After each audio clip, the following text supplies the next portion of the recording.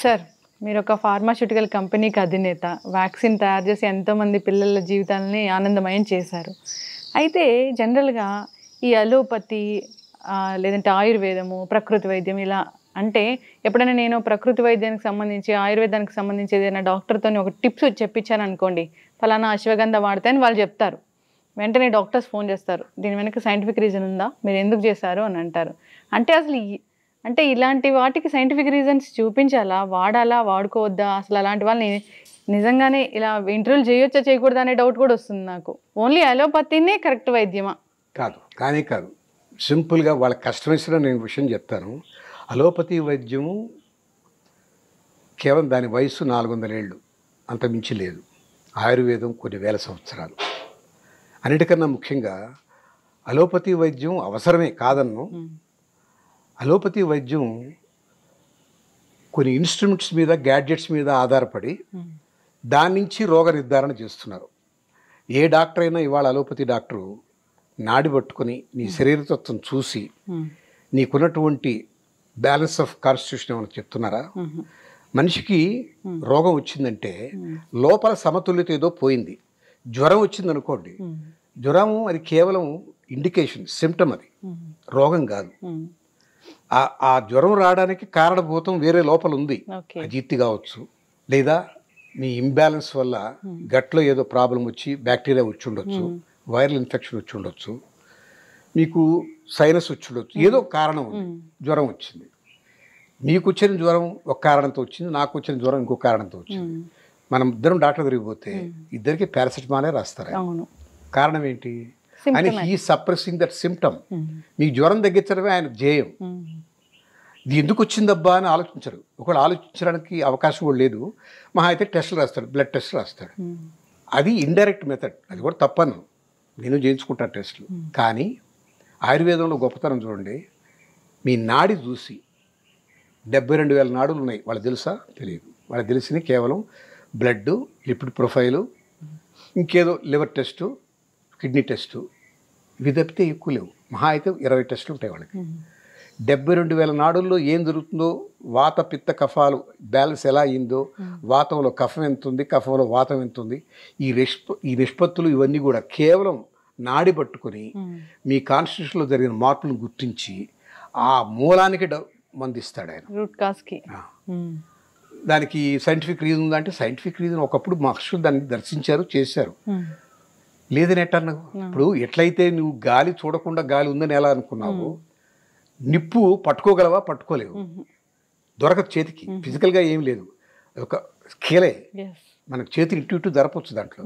అరే ఇక్కడ ఏం పట్టుకోవడానికి దొరకలేదు, ఒక జుట్టును పట్టుకున్నట్టుగా పట్టుకోగలవా? పట్టుకోలేవు.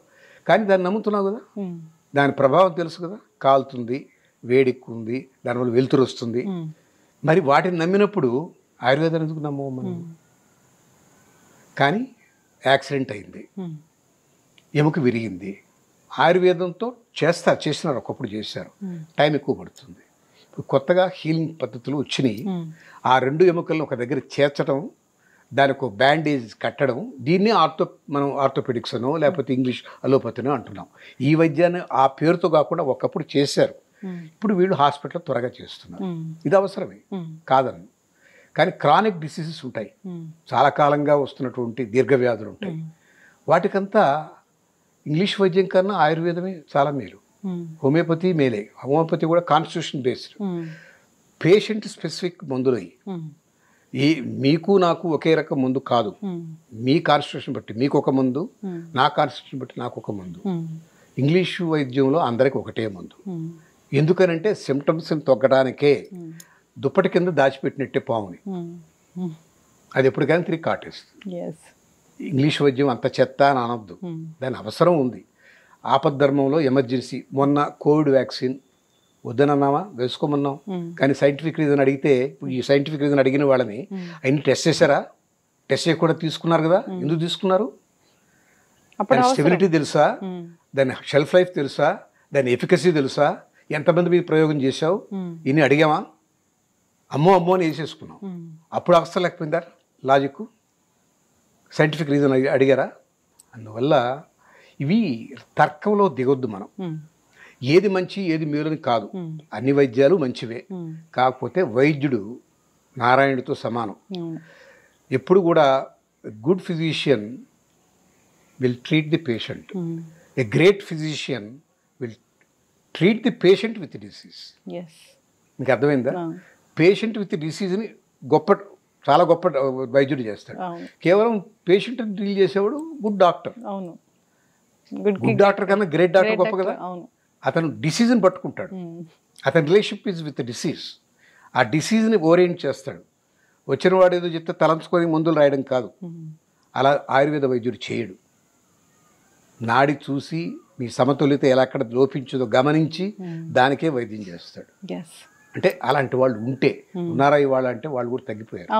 వాళ్ళకి ప్రోత్సాహం లేదు. మనదైన విద్య వదిలేసాము, ఎట్లయితే మన వాంగ్మయం వదిలేసాము. మనకి హిందూ ధర్మం అంతా అనేక శాస్త్రాల సమన్వయం. యోగ శాస్త్రం ఉంది, యజ్ఞశాస్త్రం ఉంది, విజ్ఞాన శాస్త్రం ఉంది, ఖగోళ శాస్త్రం ఉంది, ఆయుర్వేద శాస్త్రం ఉంది. అన్ని శాస్త్రాలు ఉన్నాయి మనకు, అన్ని వదిలేసాం.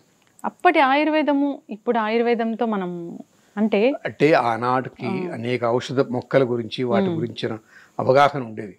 వాళ్ళ అడవులకు దూరంగా టౌన్లో అర్బన్ సొసైటీలో బతుకుతున్నాం. నేను ఒక తంగేడు ఆకు అని అనుకోండి, మీకు ఎక్కడ దొరుకుతుంది ఇక్కడ?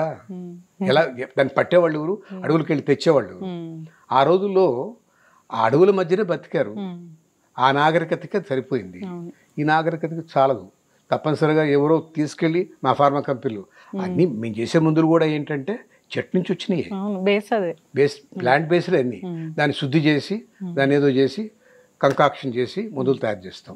కానీ వాడే విధానంలో మాత్రం సిమ్టమ్కి మందు ఇస్తున్నారు కానీ రోగానికి మందు ఇవ్వడం తగ్గిపోయింది. అంటే అసలు బొత్తిగా లేదని కాదు, ఆ భాగం తగ్గింది. అది దురదృష్టం అలోపతి వైద్యుడు. ఒక పెద్ద బిజినెస్ జరుగుతుంది ప్రపంచం మొత్తం. అదేంటంటే ఊబకాయం. ఊబకాయాన్ని తగ్గిస్తాము అని స్లిమ్ క్లినిక్స్ అని చాలా పెద్ద బిజినెస్ జరుగుతుంది. ఏంటి, అథెంటిసిటీ లేని వాళ్ళు, సర్టిఫైడ్ కాని వాళ్ళు, ఇన్స్టాగ్రామ్ పేజ్ ఉన్న ప్రతి ఒక్కళ్ళు న్యూట్రిషనిస్టులుగా తయారై ప్రజల ప్రాణాలతో చెలగాటం ఆడుతూ ఉన్నారు. ఏంటి అసలు ఊబకాయం అనేది ఎంత ప్రపంచవ్యాప్తంగా ఎందుకు ఇంత సెన్సేషనల్ అయిపోయింది? దీన్ని తగ్గించుకోవడానికి ఏం లేవా డైట్స్? అంటే డైట్స్ కూడా అంతే, మాది లిక్విడ్ డైట్ అంటారు, ఇంటర్మీడియట్ ఫాస్టింగ్ మంచిది అంటారు, ఇంకొకరు ఇంకో డైట్ అంటారు, రకరకాల డైట్స్ వచ్చాయి, కీటో డైట్స్ అంటారు. ఇలాగా ఇవన్నీ ప్రత్యామ్నాయాలు. అసలైనటువంటి ఊబకాయం ఎందుకు వచ్చిందో ప్రశ్నించుకోవాలి. అంటే నీ లైఫ్ స్టైల్ సరిగా లేదు, నువ్వు వేళకి నిద్రపోవటం లేదు, స్ట్రెస్ ఎక్కువ ఉంది, తినే ఆహారంలో వాల్యూస్ లేవు, సమతుల్యమైన ఆహారం కాదు. ఏదో 11 గంటల దాకా సినిమా చూస్తావు టీవీలోనో థియేటర్లోనో, 12 గంటలప్పుడు జొమాటోలో బిర్యానీ ఆర్డర్ చేస్తావు, 12 గంటలప్పుడు అది లివరు రెస్ట్ తీసుకునే సమయం, అది శుద్ధి చేయాలి బాడీలో అన్నీ. నువ్వు అప్పుడు ఆహారాన్ని తోసేస్తావు దాన్ని నెత్తిన, దాన్ని మెటబలైజ్ చేయాలి, దానికి రెస్ట్ ఎక్కడుంది? అది ఒక దశలో ఇట్ గివ్స్ అప్. లోపల మొత్తం అంతా శరీరంలో తత్వం అంతా మారిపోద్ది. నిద్ర లేదు, అనాలోచితంగా నీ ఆహారం ఎక్కువైపోయింది, నీకు ఉండాల్సినటువంటి రెస్ట్ లేదు, ఏ అవయవానికి రెస్ట్ ఇవ్వలేదు నువ్వు. అవన్నీ వికటిస్తాయి, వాటి ధర్మాలు అవి మర్చిపోతాయి, వదిలేస్తాయి, విపరీతంగా పెరిగిపోతుంది. ఆ తర్వాత దానికి నేను 14 గంటలు ఏం తిన్నాను, 16 గంటలు ఏం తిన్నంటే బాడీలో మిగతా భాగాలు దెబ్బతింటాయి, పోషకాహారాలు ఉండవు. సో ఇదేంటంటే తప్పు చేశారు, ఆ తప్పును సవరించుకోవడానికి మరి కొన్ని తప్పులు చేస్తున్నారు. దీన్ని వ్యాపారాత్మకంగా చూసి బెరియాటిక్ సర్జరీలు అవన్నీ వచ్చేసినాయి. అవన్నీ వ్యాపారాత్మకమే, అది ఎంత పర్మనెంట్ సొల్యూషన్స్ కానే కావు, చాలా ప్రమాదం. కాకపోతే ఇవాళ రేపు అందంగా కనపడాలి. నాకు పెళ్ళి ఇప్పుడు మొన్న అంబానీ వాళ్ళ ఇష్యూలో కూడా నేను విన్నాను, వాడికి ఏదో బెరియాటిక్ సర్జరీ ఏదో చేశారట. ఎక్కువ తినలేడు, ఎక్కువ తినలేకపోతే నీరసం, పోషకాహారాలు వెళ్ళవు. ఇవన్నీ ఎందుకు వచ్చినాయి అంటే తప్పు చేశారు, ఆ తప్పు ఫలితం అనుభవిస్తున్నారు, దాని ప్రత్యామ్నాయాలు ఎత్తుక్కుంటున్నారు. ఆ ప్రత్యామ్నాయాలు సరైనవి కావు. దానికి ఏమి చేయాలంటే మళ్ళీ మొత్తం అంతా జీవన విధానాన్ని మార్చుకోవాలి. Over period of time 3 years 4 years సర్దుకుంటారు. అట్ట కాదు నేను 2 నెలల్లో పెళ్లికి రెడీ కావాలంటే బెరియాటిక్ సర్జరీయే. ఈ ఆపద్ధర్మ సూత్రాల వల్లనే ప్రమాదం, అవన్నీ కరెక్ట్ కాదు. ఊబకాయం అనేది చేసిన తప్పుల ఫలితం, దాన్ని సరిదిద్దుకోవడానికి తగినంత సమయం. పొట్ట రావడానికి 2 నెలలు కాదు, పొట్ట కరగడానికి 10 నెలలు కావాలి. ఒకసారి రావడం అంటే చాలా ఈజీగా వస్తుంది, పోవడం తేలిక కాదు. మళ్ళీ 10 నెలలు నువ్వు అవస్థపడాలి. ఎక్సర్సైజ్ చేయాలి, తగిన పరిమితమైన ఆహారం తీసుకోవాలి. పరిమితం అంటే తక్కువని కాదు, సరైన ఆహారం తీసుకోవాలి. నిష్పత్తి ఉండాలి. Carbohydrates 20%, fat 35-40%, proteins 35-40%. ఆ రకమైన కొలమానం లేకుండా ఏది పడితే, ఇప్పుడు ఏదో మనకు నచ్చిందని బిర్యానీలో ఏముంటుందమ్మా, అన్నం, ఆ మసాలా ఉంటుంది, ముక్కలు ఏదో ఉంటాయి. వెజిటేరియన్ వాళ్ళకి వెజిటేరియన్, మాంసం వాళ్ళకి ఇక మిగతా ఏమి లేవు. దాంట్లో ఉండాల్సిన ఫ్యాట్ లేదు, దానికి ఉండాల్సిన ప్రోటీను లేదు, కార్బోహైడ్రేట్స్ విపరీతంగా ఉన్నాయి, లావిక్కిపోతారు. అవును, మీలాంటి పెద్దలు చెప్తుంటారు షడ్రుచులు ఏదైతే ఉంటుందో అన్ని తినాలి. అంతే, వగర తినాలి, చేదు తినాలి, తీపి తినాలి. మేము షుగర్ పేషెంట్ తీపి తినకూడదు అనకూడదు, తీపి కూడా తినాలి, పరిమితంగా తినాలి. అవును, అది ఏది అవాయిడ్ చేయకూడదు. సృష్టిలో ప్రతి ఒక్కటి నీకు అవసరం, ఏది వద్దని లేదు. అందుకనే ఉగాది పచ్చడి తింటాం. ఏది కూడా సైంటిఫిక్ రీజన్తోనే చెప్పారు. ఏకాదశి నాడు మనం ఉపవాసం ఉన్నామంటే దేవుడు సాడిస్ట్ అయ్యి మనల్ని అడగలేదు, ఉపవాసం ఉండరా నువ్వు ఎండిపోతే నాకు ఇష్టం అని. దానికి సెలవు ఇవ్వాలి, జీర్ణ వ్యవస్థకి ఒక వెసులుబాటు ఇవ్వాలి, అది సమీకరించుకొని మొత్తం శుద్ధం చేసుకోవాలి. మనం ఒకసారి ఇల్లు మొత్తం తిరుమంజనం చేస్తాం టెంపుల్, ఎందుకమ్మా మొత్తం శుభ్రం చేస్తారు కదా, మన ఇల్లు కూడా ఒక శుక్రవారం నాడు ఇప్పుడు మొత్తం అంతా కడిగేస్తాం కదా, అట్లా కడుక్కోవాలి. 15 రోజులకు ఒకసారి పెట్టారు లంకణం పరమౌషధం. అంతేగాని దేవుడు మనం ఉపవాసం ఉంటే మెచ్చుకొని మనకు వరాలు ఇస్తాడు కాదు. దేవుడు ఎప్పుడు మనల్ని కష్టపడమని చెప్పలేదు. సుఖంగా బతకండి రా అన్నాడు, ఆనందో బ్రహ్మ అన్నాడు. ఆనందంగా ఉండడానికి మనం ఏం చేయాలో చేయకుండా మనం అనుకునే ఆనందం, మనం పొందే ఆనందం చాలా తేడా ఉంది. వైకారియస్ ప్లెజర్స్ మనకి సినిమాలో పిచ్చిగంతులు వేసే హీరోని చూసి ఆనందపడుతున్నాం, అది కాదు ఆనందం. ఈ ఆత్మ ఆ పరమాత్మతో అనుసంధానం కాగలిగినటువంటి ఆ తాదాత్మ్యం పొందగలిగిన ఆనందం, అది పరమానందం. అది కాదు మనం పొందే ఆనందం. పిచ్చిగంతులు వేసే సినిమాకి వెళ్ళి అది ఆనందం అనుకుంటే మనం ఏం చేస్తాం, అది పరం. మీరు తెలియటం లేదు ఏది ఆనందం, ఏది పరమానందం, ఏది బ్లిస్సో, ఏది ఎంజాయ్మెంటో అర్థం కాని పరిస్థితిలో పడిపోయింది. ఎందుకంటే మన వాంగ్మయం చదవట్లేదు. అది ఏదైనా కానీ ఇప్పుడు అంటే జనరల్గా మన జీవితం అయినా కానీ ఒక ఇల్లే అనుకోండి, లేదా మనం వాడే సెల్ ఫోనే అనుకోండి, బ్రాండెడ్ అయితేనే, యాపిల్ ఫోన్ అయితేనే. అదే ఇప్పుడు ఏమైందంటే, ఒకప్పుడు we used to love people, use gadgets. We love gadgets and we use people now. Reverse అయింది. ఇది చాలా ప్రమాదం. ప్రాణం లేని ఫోన్తో గంటల తరబడి గడుపుతాం. మనకు ప్రాణం ఇచ్చిన అమ్మతో 10 సెకండ్లు మాట్లాడు. ఎక్కడ తేడా వచ్చింది చూడండి. తల్లికి టైం లేదు కాబట్టి మదర్స్ డేని ఒక్కరోజు పోతావా, పొగలు పొద్దుస్తూ జోబులో దోపుకొని ఆ ఫోన్ చూసుకుంటూ బతుకుతావా, ఎంత తేడా వచ్చింది. ఫోన్ లేని మనిషి ఎక్కడ చూపిస్తారా నాకు? మీరు రోడ్డు మీద నడుస్తూ మాట్లాడుకుంటూ నడుస్తున్నారు. ఫ్లైట్లో ప్రమాదం పడిపోద్దన్నా కూడా దక్కలేకుండా ఫ్లైట్లో వాడుతున్నారు. అంటే ప్రాణం కూడా లెక్కలేదు, ఫోనే అంతే. ఆ క్షణం మిస్ అయితే ఏదో మిస్ అయిన ఫీలింగ్. ఎస్, ఖచ్చితంగా సార్. మీరు అన్నట్లు అమ్మకి టైం ఇవ్వట్లేదంటే నిజంగానే అమ్మని కనీసం అమ్మకి ఫోన్ చేసి ఒకరోజు మాట్లాడే 1 నిమిషం మాట్లాడే వాళ్ళని కూడా మనం చూడట్లేదు. ఇప్పుడు అందరూ వెళ్ళిపోయారు, అసలు ఇక్కడ ఎవరున్నారు? అందరూ విదేశాలకు వెళ్ళిపోయారు, అమ్మ మాత్రం ఇక్కడ ఒంటరిగా మిగిలిపోయింది. లేదా ఇక్కడ బిజీ స్కెడ్యూల్ అయిపోయింది, అమ్మ వెళ్ళి అనాథాశ్రమంలో, వృద్ధాశ్రమంలో ఉంటూ ఉంది. అంటే ఈ జాతి నష్టం వల్ల అదే మన సంప్రదాయం పోయింది. తల్లి తండ్రి గురువు పోయింది, గోమాత లెక్కలేదు. భూమిని ఎట్లంటే ఎట్లా పచ్చడి పొలాల్ని అమరావతి నగరాలు కట్టుకోవడానికి సంక్రమించాం మనం. అది ఎక్కడ అవసరమా? బ్యారల్ ల్యాండ్ బోల్డుతుంది, రాజధాని కట్టుకోవచ్చు కదా. పచ్చడి పొలాలు తీసి మార్చేసి అక్కడ నగరం కట్టాలి.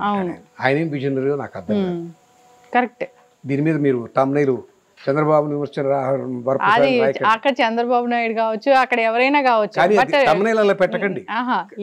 చెప్పండి పచ్చడి పొలాలు అర్బనైజ్ అయిపోతున్నాయి, తప్పది. తప్పు. ఆహారం పండించే పొలంలో పచ్చడి పొలాల్ని మనం విడిభూములుగా మార్చడం చాలా తప్పు. అవి లేఅవుట్లు వేసేసి బిల్డింగ్లు కట్టడం మొదలెట్టాం, అది తప్పు. ఎక్కడో దూరంగా పోయి కట్టుకోవాలి కానీ పొలాల్ని మార్చడం ఏమిటి? అన్నం పెట్టే పొలాన్ని నువ్వు దాన్ని బిల్డింగ్లు కట్టేస్తాను, 5-10 స్టార్ కట్టేస్తానంటే ఎట్లా? నెక్స్ట్ జనరేషన్ కి మనం ప్రకృతిని అంతా ధ్వంసం చేసి ఇస్తున్నాం. డిఫారెస్టేషన్, ఏ జంతువుని బతకనివ్వట్లేదు, అన్ని తినేస్తున్నాం. చైనా వాళ్ళగా పావును కప్పలు కూడా ఇప్పుడు డిషెస్, సిగ్నేచర్ డిషెస్ అని వస్తాయి కూడా. అవి అది సర్వజీవశ్రీ. మన సంప్రదాయం ఏంటంటే సర్వజీవ శ్రేయం, సర్వమానవ క్షేమం, సర్వలోక ఔదార్యం అన్నీ ఇవన్నీ 3 ఉంటేనే భారతీయ సంస్కృతి. అవును. అవన్నీ వదిలేసాం. ఇప్పుడు ఏదైనా సంస్కృతి లేదు, ఏమీ లేదు సార్. మీరు అన్నట్లు గ్రహాలని, గ్రహం అంటే చంద్రుడు ఒక గ్రహం, అక్కడికి వెళ్తున్నాము, సూర్యుడు ఒక నక్షత్రం అట్లా చూస్తున్నారు కానీ టెక్నాలజీ పరంగా సైంటిఫికల్ గా ఇలా చూస్తున్నారు కానీ రేడియేషన్, పాజిటివ్ రేడియేషన్ బోర్డంతో వస్తుంది. దాని నుంచి మనకు శక్తి, కాస్మిక్ ఎనర్జీ ఎక్కడి నుంచి వస్తుందమ్మా? భూమి నుంచి. భూమితో పాదం మోపి నడవకపోయినందువల్లనే చాలా జబ్బులు వస్తున్నాయి. అందుకనే రోజు కనీసం నీ భూమి టచ్ చేస్తూ కాళ్ళకి చెప్పులు లేకుండా నడవమంటున్నారు. ఇప్పుడు వచ్చిన ఎన్ని రబ్బర్ చెప్పులు, పాత రోజుల్లో చర్మం చెప్పులు ఉండే. చర్మం చెప్పు అయితే ఎనర్జీ వస్తుంది, కానీ రబ్బర్ చెప్పులకి రాదు. ఇన్సులేషన్ అది. మనం కరెంటు స్విచ్ తాకాలంటే రబ్బర్ గ్లౌస్ వేసుకుంటాం, అంటే మనకు ఎనర్జీ రాకుండా. మరి భూమి నుంచి ఎనర్జీ ఎట్లా వస్తుంది? మనకు ఎలక్ట్రోమాగ్నెటిక్ ఎనర్జీ రావాలి. మనం భూమితో స్పర్శ వదిలేస్తాం. అంటే భూమాతే కదా, భూమాతకి స్పర్శ లేదు. మన తల్లిని కూడా తాకటం లేదు, భూమిని తాకటం లేదు, గోమాతని తాకటం లేదు. అన్ని మాతల్ని వదిలేసాం. మరి ఆరోగ్యాలు ఎక్కడి నుంచి వస్తాయి? అవును. అందుకే రకరకాల అంటే పేర్లు తెలియని రోగాలు కూడా వస్తూ ఉన్నాయి. ఎస్, ఖచ్చితంగా సార్. గోమాత, మీకు ఒక విషయం చెప్పాలి, అది గో సూక్తంలో ఉంది.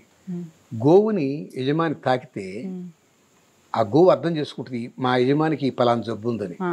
వెంటనే అది వెళ్ళి ఆ పర్టికులర్ ఔషధం ఉన్నటువంటి మొక్కని తినొచ్చి పాలిస్తుంది. ఎంత గొప్పది! తల్లితో సమానమే కదా, తల్లి కన్నా ఎక్కువే కదా. ఔషధం మిల్క్ ఇస్తుంది మీకు, అది వదిలేస్తాం, దానికి కోసి తినేస్తున్నాం. తల్లి కూడా బేబీకి మిల్క్ ఇచ్చేటప్పుడు ఆ టచ్ వల్ల తన బిడ్డకి ఎలాంటి యాంటీబాడీస్ కావాలో తయారు చేసుకుని మిల్క్ ఇస్తారంట. సహజంగా దేవుడు అలా పెట్టాడు, దానికి దూరం అయిపోయాం మనం. అవును. ఎస్. సో ప్రతిదాన్ని ఇప్పుడు నిజంగానే గ్రహస్థితి బాగాలేదు, దోషాలు అట్లాంటివి ఇట్లాంటివి మాట్లాడుకుంటే అది కూడా బిజినెస్ అయిపోయింది. ఇప్పుడు ప్రతి గల్లీకి ఒక జ్యోతిష్యులు తయారవుతున్నారు. అసలు జ్యోతిష్యానికి అర్థం పరమార్థం. జ్యోతిషాబద్ధం కాదు, దాన్ని అన్వయించి చెప్పేవాడు మోసగాడు. వాడు చదువుకోలే, దాన్ని వాడుకుంటున్నాడు. అవును. అది ఆ శాస్త్రాన్ని అడ్డం పెట్టుకుని డబ్బు చేసుకుంటాడు. ఖచ్చితంగా సార్. వాడి వాక్శుద్ధి లేదు, వాడి నియమం లేదు. ఒక శాస్త్రం ఫలించాలంటే వాళ్ళ నిబద్ధత ఉండాలి, వాక్శుద్ధి ఉండాలి, వాడికి ఆచారం ఉండాలి, నిష్ఠ ఉండాలి. అవన్నీ ఉన్నాయా అందరికీ? కొద్దిమంది ఎక్కడో కనపడిన వాళ్ళు, మనకు తెలియదు. మనం చూసే ఎక్కువ మంది వాళ్ళే అదే జ్యోతిష్యం అనుకుంటున్నాము. అవే ముహూర్తాలు పెట్టుకుని మనం శాస్త్రాలని విమర్శించు. శాస్త్రం ఎప్పుడు నిష్కర్షగానే చెప్పు. దాన్ని అన్వయించుకునేవాడే పక్కకు జరిగి పతనమైన మనిషి చెప్తున్నాడు. నిక్కచ్చిగా ఉన్న వాళ్ళు ఎక్కడో ఉన్నారు, కనుమరుగవుతున్నారు కూడా అసలు. ఎస్, ఖచ్చితంగా సార్. అలాంటి గ్రేట్ లెజెండ్స్ని ఒకసారి అంటే మీలాంటి ధర్మాన్ని రక్షించే వాళ్ళు. నేను ఇలా జరగటం లేదనే బాధపడే ఒక బాధాతప్త హృదయుడిని మాత్రమే అనుకోండి.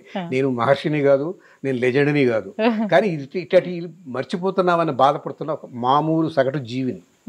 నాలాగా 10 మంది కన్నా బాధపడితే మార్పు రావచ్చు నా కోరిక. అవును, ఖచ్చితంగా సార్.